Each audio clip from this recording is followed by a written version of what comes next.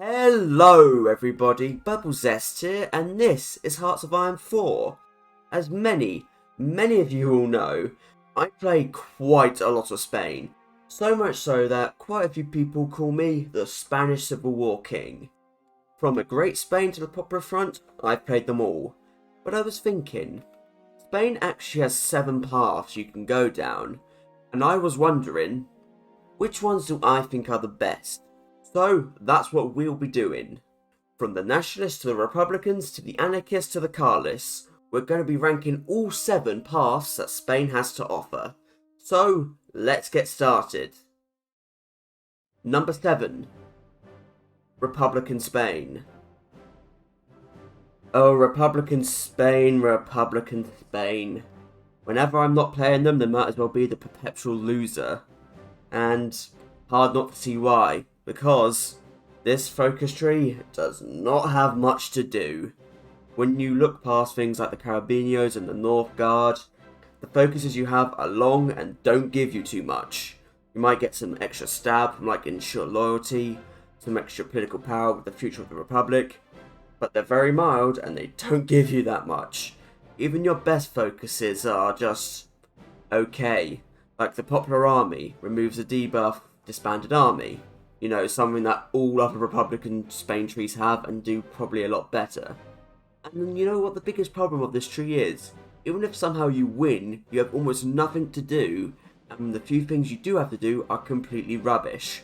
Like expanding Soviet aid. Expanding Soviet aid is so bad, I've even done a What's the Point episode on it. There's no reason to ever do it. You'll be trapped in a perpetual war with the Soviets. And okay, you choose not to do that, so what do you have to do afterwards? Nothing. Oh, maybe some war goals in Germany, Italy and Japan. Or you know, you could just join the Allies. Or end fascism at all costs. Oh, that's alright, but you know, there are communist trees here. If you really want to go communist, there is literally a better tree to your left. There is so little to do. You win the Civil War and you have nothing. This tree really needs some buff. You know, there could be something where you helped to overthrow Salazar, and at the end you could unify with Portugal and get the Iberian Union. That'd be something, a little extra reward for going down here. Because there's so little to talk about. It's not a bad tree per se, you get some extra civs, you get some stab, you get some research slots. It's okay, but when your best buff is something like 4 research slots, it's no real surprise that they're all the way down here at number 7. Number 6. Francoist Spain, Nationalist Spain. This one is sort of similar to Republican Spain, but I'll be honest, it's very solid. It's a solid tree, and it's probably the easiest tree out of all of these to win with, because the game is pretty much set up for you to win. When you rise up, you'll get the Italian and German, eventually Portuguese volunteers. But even then, you could honestly win on your own, because the Republicans will just sabotage themselves completely. But you have many nice things in this tree, like expand conscription, you get 2% extra recruitable population. Fusing the parties, you don't have to fight the Carlists and you'll get some very nice buffs with that. And of course, something like consolidate the North, 4 mills. I mean, I'm not going to complain about 4 mills, no matter the focus tree. However, similarly to Republican Spain, once you are done with the Civil War, you do genuinely have nothing to do. But I'll be fair, that isn't really this focus tree's fault. It's an historical path, it does kind of have to do that. But, just because you have nothing to do, doesn't mean the focuses aren't good. For example, expanding the Axis gold trade gives you 15% extra construction speed. 15! For the rest of the game. That is really powerful. And then the focus underneath it, ensure agricultural self-sufficiency. That removes Spain's worst modifier, recovering from Civil War. You can get this focus done within a year of finishing the Civil War. It is ridiculously overpowered, on top of the civs that this focus gives.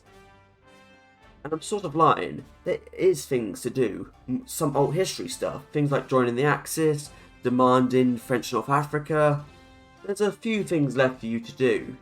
I almost forgot, there is also capitalist economic aid, which is pretty strong. It gives 6 civs and 4 mills.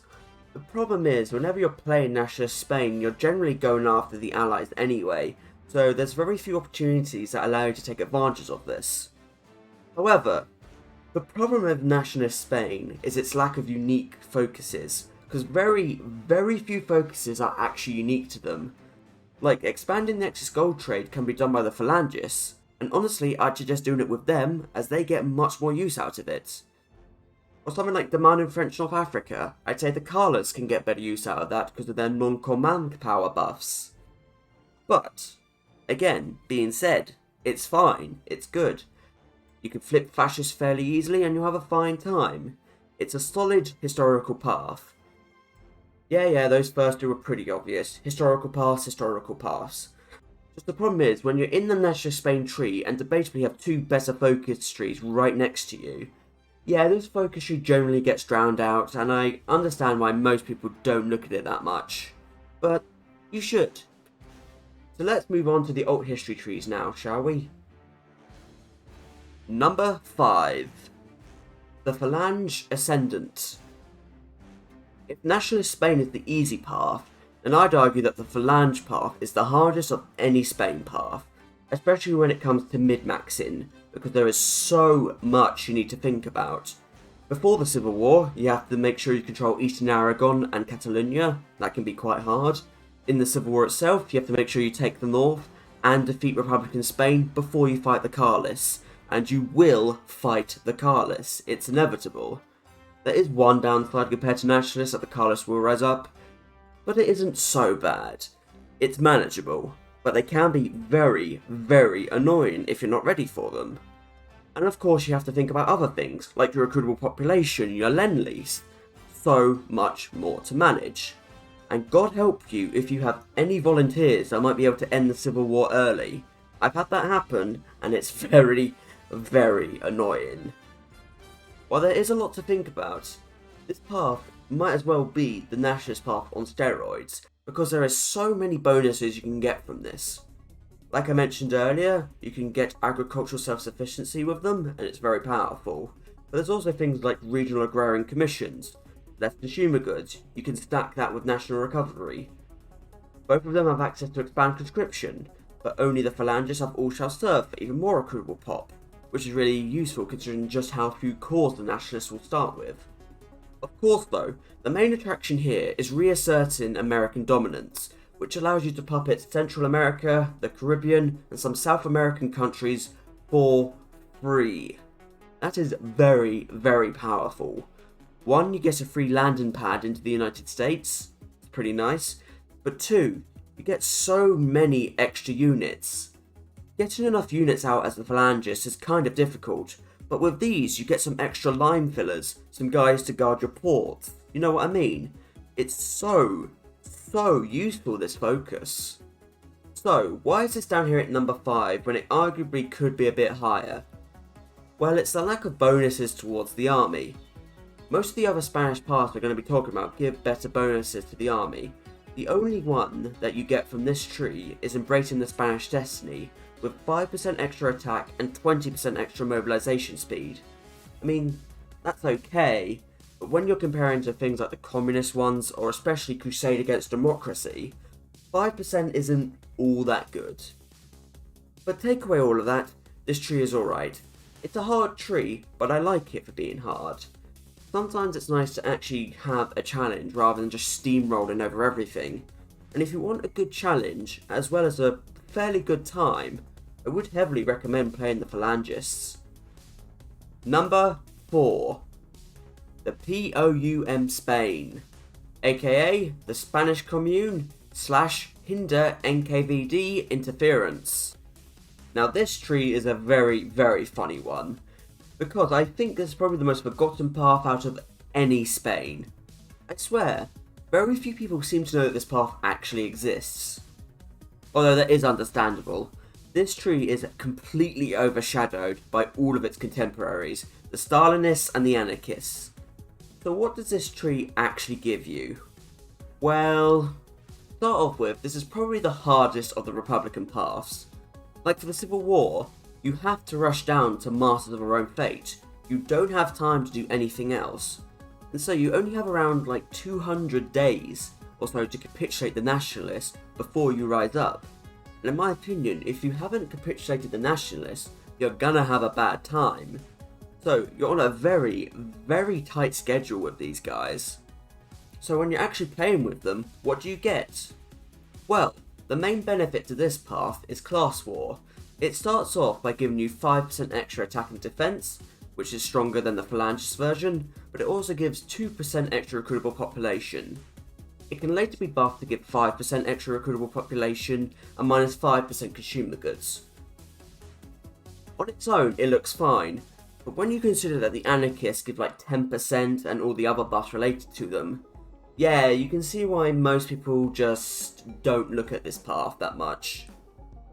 That being said, however, this tree is still fairly fine.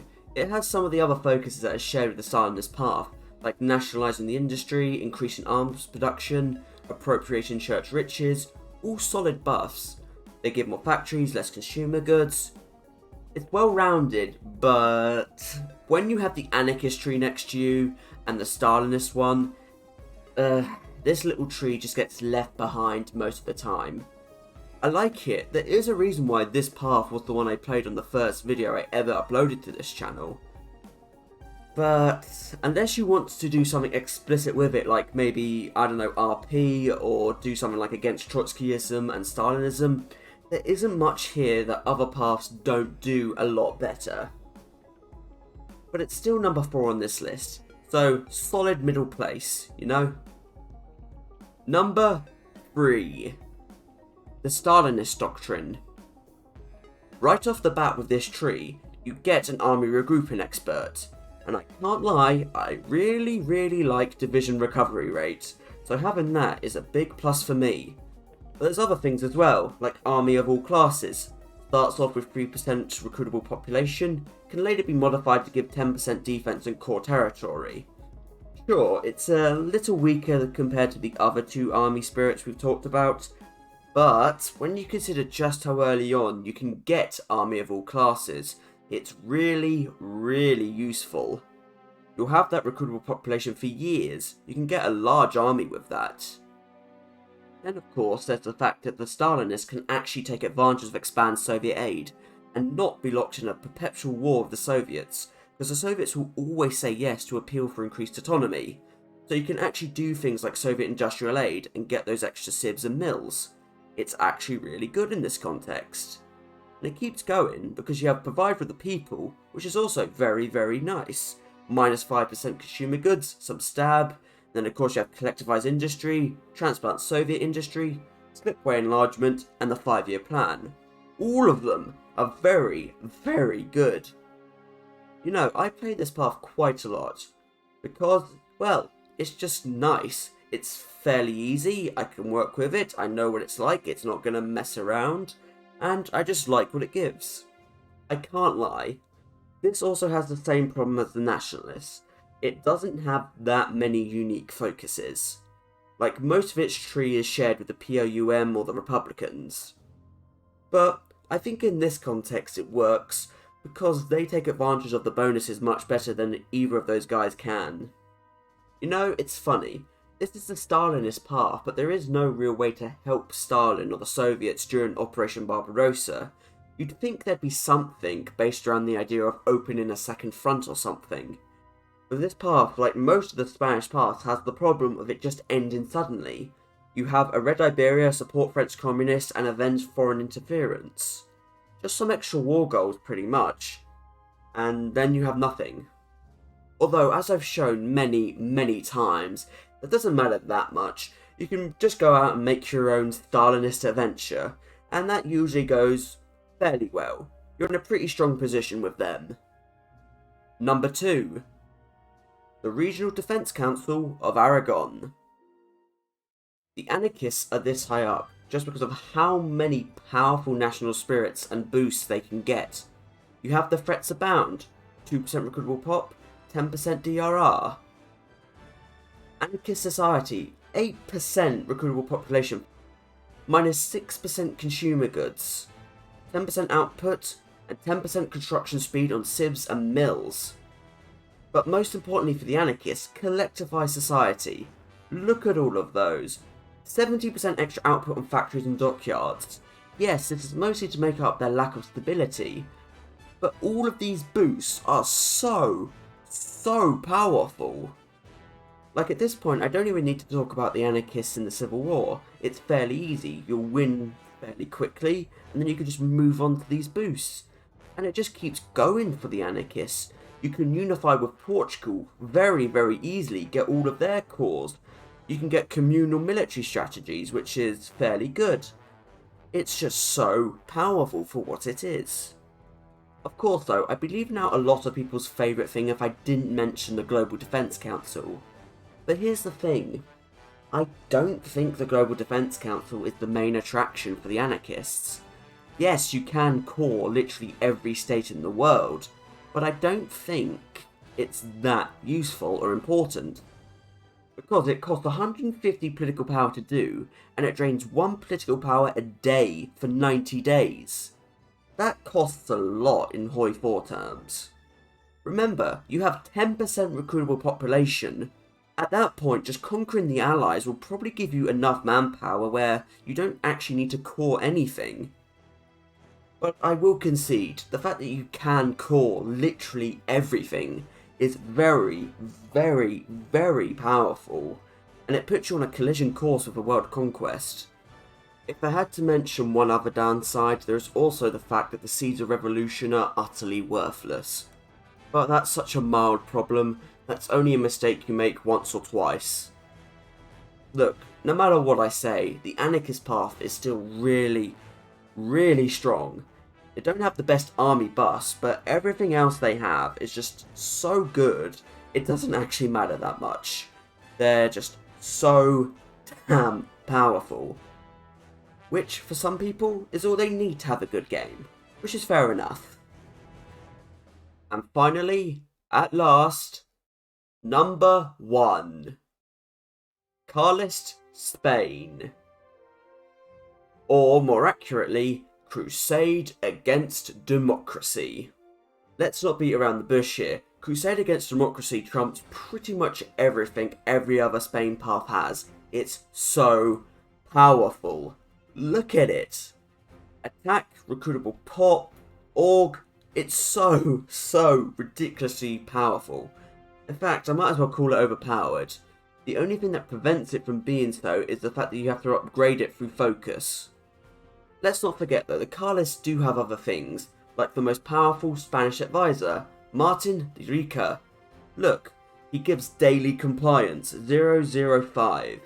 Considering compliance got nerfed a few months ago, this advisor is so damn useful. He can basically replace garrisons to an extent. I could also talk about the fact that the Carlists can fairly easily unify with Portugal. All you have to do is make sure Portugal's your puppet before doing the Iberian Union and they'll always say yes. It's a little harder than the Anarchists, but it still works. They can also claim the French throne in rare circumstances, or I could talk about their civs and all the other stuff, but that's redundant. You know why the Carlists are number 1. CAD is just so damn good. And that brings us back to where we started. But I still have one more question. Which is the better of the two paths? The Nationalists or the Republicans? Well, if we're going by pure strength, I'd say the Nationalists take this one. They have the best buffs, the best boosts, the best national spirits. However, this doesn't take into account how we actually gain strength for Spain. Normally we gain strength via Lend-Lease, which both of these do the exact same way. There's no difference between them. So who has probably the easiest civil war? Well, like I said, it's probably the Nationalists just because the game is set up that way. But let's not also forget what I've been able to do with the Republicans. I've managed to finish their civil wars within 30-40 days, basically making that irrelevant. Both of them are almost as easy as each other. So I have to decide, which one? Nationalist or Republican? Well, I'm going to be going with the Republicans. I'm going to let you in on a little secret. I've literally not played the Nationalists since I did One King, Two Crowns NSB edition in November 2021. We're coming up to 2 years since I last played them.